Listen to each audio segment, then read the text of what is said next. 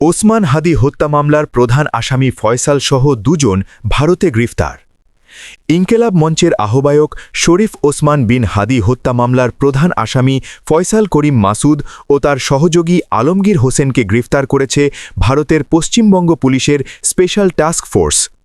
শনিবার দিবাগত রাতে পশ্চিমবঙ্গের সীমান্তবর্তী বনগাঁ এলাকায় অভিযান চালিয়ে তাদের আটক করা হয়। ভারতীয় পুলিশের এক সংবাদ বিজ্ঞপ্তিতে জানানো হয়, বাংলাদেশে হত্যাকাণ্ড সহ বিভিন্ন অপরাধ করে অবৈধভাবে ভারতে পালিয়ে গিয়েছিলেন এই দুই বাংলাদেশি নাগরিক। পরে গোপন তথ্যের ভিত্তিতে অভিযান চালিয়ে তাদের গ্রেফতার করা হয়। প্রাথমিক জিজ্ঞাসাবাদে জানা গেছে, ফয়সাল করিম মাসুদ সহযোগী আলমগীর হোসেনকে সঙ্গে নিয়ে ঢাকায় রাজনৈতিক কর্মী ও ইনকেলাব মঞ্চের আহ্বায়ক শরীফ ওসমান বিন হাদিকে গুলি করে হত্যা করেন। হত্যাকাণ্ডের পর তারা মেঘালয় সীমান্ত দিয়ে অবৈধভাবে ভারতে প্রবেশ করেন এবং বিভিন্ন স্থানে অবস্থান করার পর বনগাঁ এলাকায় আশ্রয় নেওয়ার চেষ্টা করছিলেন।